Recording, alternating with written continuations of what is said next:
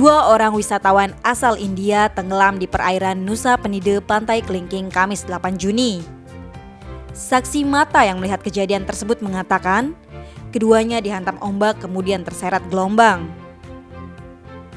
Kapolsek Nusa Penida, Ide Bagus Putra Sumerta ketika dihubungi Kamis 8 Juni mengatakan, menurut sumber di lapangan, kedua WNA tersebut terseret arus, tetapi yang ditemukan tim SAR baru 1 orang.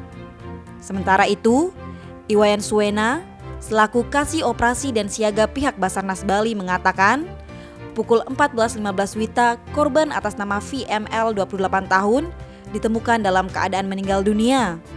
Jenazah korban dibawa ke RS Gema Santi Nusa Penida. Sedangkan korban lainnya berinisial STV 27 tahun, jenis kelamin perempuan belum ditemukan. Lantaran terkendala gelombang besar, pencarian korban ditunda sementara. Tim Bali Express melaporkan.